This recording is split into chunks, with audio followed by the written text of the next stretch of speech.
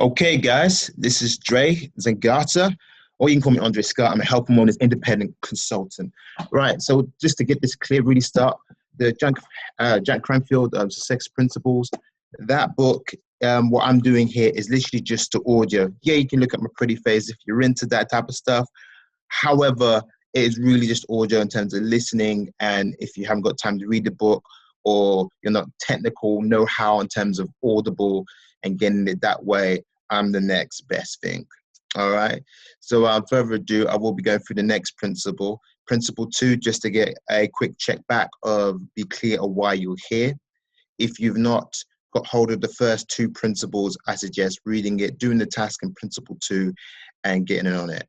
All right. So enough do. Let's get straight to it. All right. Principle 3, decide what you want. The indispensable first step to getting things you want out of life in this. Decide what you want. Benson, actor and author. Once you have decided why you are here, you have decided what you want to do, be and have. What do you want to accomplish? What do you want to experience? And what possession do you want to acquire? In the journey from where you are to where you want to be, you have to decide where you want to be. In other words, what does success look like? See? One of the main reasons why people don't get what they want is they haven't decided what they want. They haven't defined their desires in clear and compelling detail. Early childhood programming often gets in the way of what you want. Inside of every one of us, there is a tiny seed of you that you were meant to become. Unfortunately, you may have buried this seed in response to your parents, teachers, coaches, and other adult role models as you were growing up. You started out as a baby knowing exactly what you want. You know when you were hungry, you spit out food you didn't like, and vividly you devoured the ones you did. You had no trouble expressing your needs and your wants. You simply cried loudly, with no inhibitions or holding back, until you got what you wanted. You had everything inside of you that you needed to get fed, changed, held, and rocked. As you get older, you crawl around the move towards whatever held the most interest for you. You were clear about what you want and what you headed straight towards, if no fear. So what happens? Somewhere along the way, someone said, don't touch that, stay away from there, keep your hands off that. Eat everything on your plate, whether you like it or not. You don't really feel that way. You don't really want that. You should be ashamed of yourself. Stop crying. Don't be such a crybaby. As you get older, you heard, you can't have everything you want simply because you want it. Money doesn't grow on trees. You can't think of anybody but yourself. Stop being so selfish. Stop doing what you're doing and come to do what I want to do. Don't leave someone else's dream. Don't live someone else's dreams. After many years of these kind of sanctions, most of us eventually lost touch with our needs of our bodies and desires of our hearts, and somehow got stuck trying to figure out what other people want us to do. We learned how to act and how to be to get their approval. As a result, we now do a lot of things we don't want to do, but that pleases a lot of other people. We go to a medical school because that is what dad wanted this for us. We got married to please our mothers. We got a real job instead of pursuing our dreams, careers, and arts.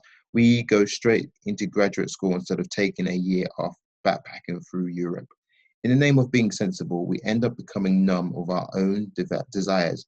It's no wonder when we ask many teenagers what we want to do or be, they honestly answer, I don't know. There are too many layers of shoulds, oughts tos, and you betters piled up to the suffocating that what we want. So how do you reclaim yourself and your true desires? How do you get back to what you really want with no fear, shame, or inhibitions? How do you reconnect with your real passion? You start on the smallest level by honoring your preferences in every situation. No matter how large or small, don't think of them as petty. They might be incoincidental to someone else, but they are not to you. Stop settling for less than you want. If you're going to re-own your power and get what you really want out of life, you will have to stop saying, I don't know, I don't care, it doesn't matter to me, or the current favorite of teenagers, whatever.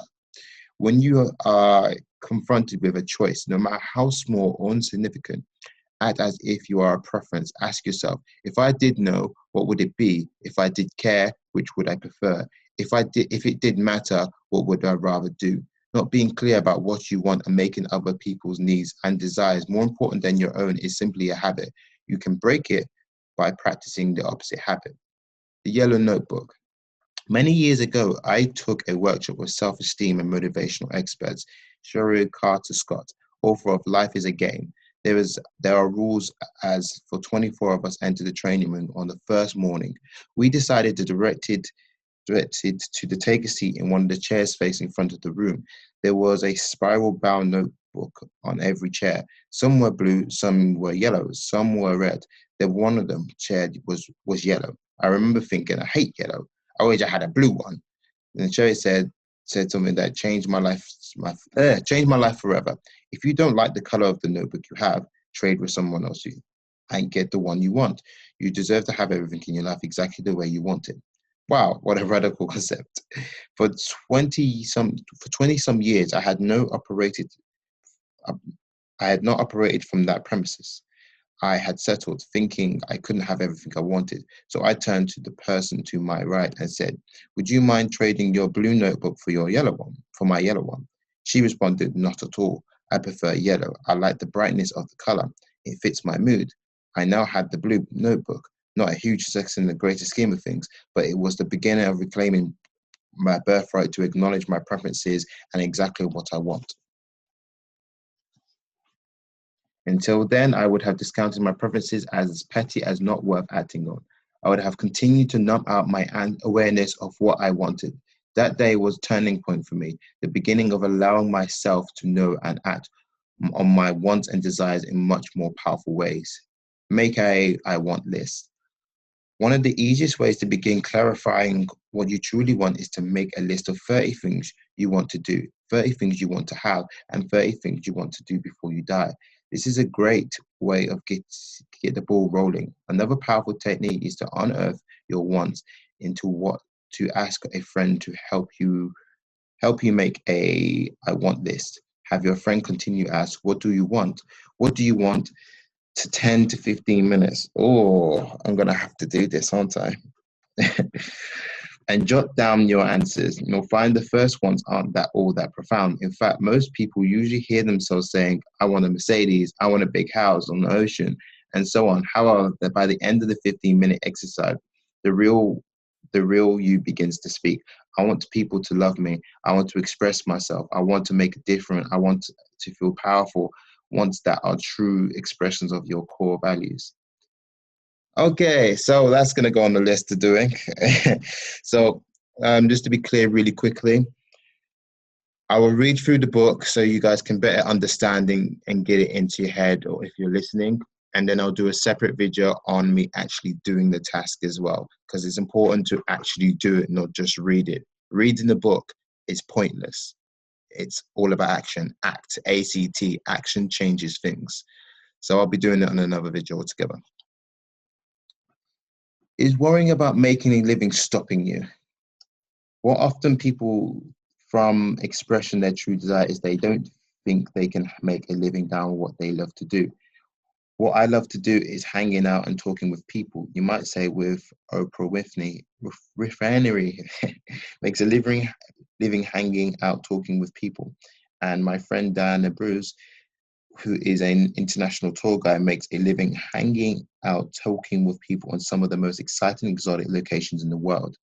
Tiger Woods loves to play golf. Ellen DeGeneres loves to make people laugh. My sister loves to design jewelry and hang out with teenagers. Donald Trump loves to make deals and build buildings. Oh, wrong time for Donald Trump. I love to read and share what I have learned with others in books, speeches, and workshops. Impossible to make a living down what you love. Make a list of 20 things you love to do, and then think of ways you can make a living doing some of these things. If you love sports, you can play sports, be a sport writer, a photographer, or work in sports management as an agent or in a front of an office or a professional team. You could be a coach, a manager, or a scout. You could be a broadcaster or a camera operator or a team publicist. There are a myriad ways to make money in any field that you love. For more, just for now, just decide what you would like to do, and In the following chapter, I will show you how to be successful and making money at it. Clarify your vision of your ideal life. The theme of this book is how to get from where you are to where you want to be. To accomplish this, you have to know two things: where you are and where you want to get to. Your vision is a detailed description of where you want to get to. It describes in detail what your destination looks like and feels like. To create a balanced and successful life, your vision needs to include the following 7 areas: work and career, finances, recreation, free time, health and fitness, relationship, personal goals, and contribution to a large community. At this stage in the journey, it is not necessary to know exactly how you're going to get there. All that is important is that you figure out where there is. If you get it clear on what you want, clear on what on the if you get it clear on the what, and the how will be taken care of. Sorry about that, guys. You're in a global positioning system. The process of getting from where you are to where you want to be is like us using the navigational system with GPS, global positioning system, just in case you didn't know what GPS is. Technological, what it stands for. Technological in a newer model of car. For the system to work, it simply needs to know where you are and where you want to go. The navigational system figures out where you are to be the use of an onboard computer that receives signal from their 3 satellites and calculates your exact position. When you type in the destination and the navigational system plots a perfect course for you, all you have to do is follow the instructions. Success in life works the same way. All you have to do is decide where you want to go by clarifying your vision.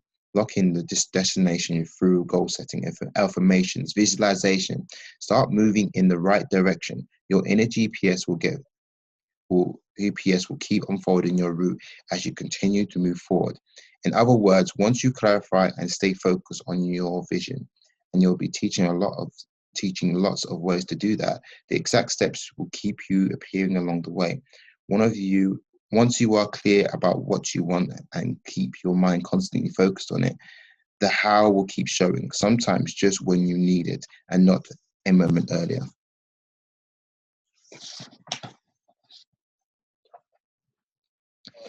In wealthy beyond my wildest dreams. Unfortunately, my dreams were never very wild.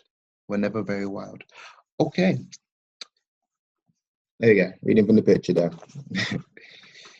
High achievers have bigger visions. The greater danger for most of us is not that our aims are too high and we miss it, but it's too low and we reach it. Michelangelo, banging guy. I want to encourage you not to limit your vision in any way. Let it be as big as it is. When I interviewed David Lingham, the CEO of RE/Max, the USA largest real estate company, he told me, always dream big dreams. Big dreams attract big people. General Wesley Clark recently told me it doesn't take any more energy to create a big dream than it does to create a little one. My experience is that one of the few differences between the super achievers and the rest of the world is that the super achievers simply dream bigger. John F. Kennedy dreamed of putting a man on the moon. Martin Luther King Jr. dreamed of a company free of prejudice and injustice. Bill Gates dreamed of a world of which every home had a computer that is connected to the internet. Buckminster Fuller dreamed of a world where everybody had access to electrical power. These high achievers see the world from a whole different perspective as places where amazing things can happen, where billions of lives can be improved, where new technology can change the way we live, and where the world's resources can leverage for the greatest possible mutual gain. They believe anything is possible, and they believe they have an integral part in creating it. When Mark Victor Hansen and I first purchased Chicken Soup for the Soul, what we call our 2020 vision, 2020 vision, was also a big one, to sell 1 billion Chicken Soup books and raise a 500 million for charity through tethering a portion of all our profits by the year of 2020. We were and are very clear about what we want to accomplish. So guys, my reading level just drops sometimes. This just shows that, just really quickly, that I'm running an opportunity or a business that you've got to read and improve your mind and always grow stronger. I'm no different to you. Where you are now, probably to where I am now. Don't get me wrong, I have more information and I've learned a few things along the way. But it just shows that I'm not a reader. Anyone could do this. And as much as you may hate it a lot, this is something you've got to do. Self-development is key. And this is why I'm doing this for you guys today. All right, don't want to take too much of your time. So I want to keep going through this book. Just letting you know about 3 to 4 more pages left. If you limit your choices only to what you seem possible or reasonable, you disconnect yourself from what you truly want, and all that is left is compromise. Robert Frittes, author of The Path of Least Resistance. Don't let anyone talk you out of your vision. There are people who will try to talk you out of your vision. They will tell you that you are crazy and that it can't be done. There will be those who will laugh at you and try to bring you down to their level. My friend Monty Roberts, the author of The Man Who Listens to the Horses, calls these people dream sellers. Don't listen to them. When Monty was in high school, his teacher gave the class the assignment to write about what they wanted to do when they grew up. Monty wrote that he wanted to own his 200-acre ranch and raise thoroughbred racehorses. Not sure about that. It shouldn't be a connected word. His teachers gave him an F and explained that the grade reflected that he deemed his dream unrealistic. No boy who was living in a camper on the back of a pickup truck would ever be able to amass enough money to buy a ranch, purchasing breeding stock, and pay the necessary salaries for a ranch hands. When he offered Monty the chance to rewrite his paper for the higher grade, Monty told him, "You keep the F, I'm keeping my dream." Today, Monty's 154-acre flag is up in the farm, solving California races through breed racehorses and trains hundreds of horses trainers in a more humane way to join up with the trained horses. The vision exercise. Create your future, not your past. The following exercise is designed to help you clarify your vision, although you could do this as strictly a mental exercise by just thinking about an answer and then writing them down. I want to encourage you to go deeper than that. If you do, you'll get deeper answers that serves you better. Start by putting on some relaxing music and sitting quietly in a comfortable environment where you won't be disturbed. Then close your eyes and ask your subconscious mind to give you images of what your ideal life would look like if you could have exactly what you want in each of the following categories. First, focus on the financial areas of your life. What is your annual income? What does your cash flow look like? How much money do you have in your savings and investments? What is your total net worth? Next, what does your home look like? Where is it located? Does it have a view? What kind of yard and landscape does it have? Is there a pool or a stable for horses? What colors are the walls? What does the furniture look like? Are the paintings hanging in the rooms? What do they look like? Walk through your perfect house, filling in all the details. At this point, don't worry about how you'll get the house. Don't sabotage yourself by saying, I can live in Malibu because I don't make I can't live in Malibu because I don't make enough money. Once you give your mind's eye to the picture, your mind will solve the not enough money challenge. Next, visualize what kind of car you're driving and any other important possessions your finances have provided. Next, visualize your ideal job or career where you are working, what you are doing, with whom are you working, what kind of clients or customers do you have, what is your compensation like, is it your own business? Then focus on your free time, your recreation time. What are your doings with your family, friends, and the free time have you created for yourself? What hobbies are you pursuing? What kind of vacation do you take? What do you do for fun? Next, number 4, what is your ideal vision of your body and your physical health? Are you free of all diseases? How long do you live to? Are you open, relaxed, in an ascetic state of bliss all day long? Are you full of vitality?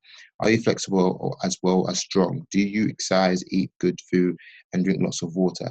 Then move onto your ideal vision and relationship with your family and friends. What is your relationship with your family like? Who are your friends? What is the quality of your relationship with your friends? What do those friendships feel like? Are they loving, supporting, empowering? What kinds of things do you do together? Number 6, what about the personal arena of your life? Yeah, it's definitely arena. Do you see yourself going back to school, getting training, attending workshops, seeking therapy for a past hurts, or growing spiritually? Do you meditate or go on spiritual retreats with your church? Do you want to learn and play an instrument or write an autobiography? Do you want to run a marathon or take an art class? Do you want to travel other countries? 7, finally, Focus the focus on the community you live in, the community you've chosen. What does it look like when it is operating perfectly? What kind of community activates take place there? What about your charitable work? What do you do to help others to make a difference? How often do you participate in these activities? Who are you helping? You can write down all your answers as you go, or you can do or you can do the whole exercise first and then open your eyes and write them down. In either case, make sure you capture everything in writing as soon as complete the exercise. Every day, review the vision you have written down, and this will keep your conscious and subconscious mind focused on your vision. And as you apply the other principles and tools in the book, you will begin to manifest all the different aspects of your vision. Share your vision in maximum impact. When you finished writing down your vision, share your vision with a good friend who you can trust to be positive and supportive. You might be afraid that your friend will think your vision is too outlandish, impossible to achieve, too idealistic, unrealistic, and materialistic. Almost all people have these thoughts when they are about to share their vision. But the truth is, most people deep down in their hearts want the very same thing you want. Everyone wants financial abundance, a comfortable home, a meaningful work. They enjoy good health, time to do the things they love, nurturing relationships with their family and friends, and an opportunity to make a difference in the world. But too few of us readily admit it. You find that when you share your vision, some people will want to help you make it happen. Others will introduce you to friends and resources that can help you. You'll also find that each time that you share your vision, it becomes clearer and feels more unreal and attainable. And most importantly, every time you share your vision, you strengthen your own subconscious belief that you can achieve it. Okay, guys. So once again, that is principle 3. It is principle 3. Decide what you want. So part of it as well is remembering the number and what it is. All right, so guys, this has been a long video, so it won't be long. So remember, this video is literally just to listen, to hear it, to move you in terms of if you don't read yourself, whatever this does for you. I am going to do up to 7 principles. Originally, I was going to go through the whole book, but if I don't get any feedback whatsoever, I'm going to continue doing the tasks, reading up, and if there's any tasks myself, maybe YouTube, this will be a reference to me. So when I am $1 million earner, this will be here for people to where I started and how exactly what I was at the time now to where it was. Because most people, you see them successful and then you think like, oh, like he was always like that. And you don't see what they were before. This isn't only for you guys, but it's for myself. For me to help others, I first need to be able to help myself. So this is exactly what I'm doing. I'm helping myself, helping you guys, whoever wants to walk with me on the journey. And then you guys will see me somewhere so much bigger and grander. But then you'll see this face when I was a newbie, the clothes I was wearing, where I was, my energy, all of that stuff. And I will be sharing not only just my positive states, but also my negative states from where I was. Because let's be straight, we all have our downtimes, the time where we're really negative and we lost the way. And that's to show the reality of it. It really is. So guys, this has been a long video. So this is it for now. I am Dre Zingata. And remember, you're not a number, so don't act like one. With love and respect, goodbye. See you later, guys.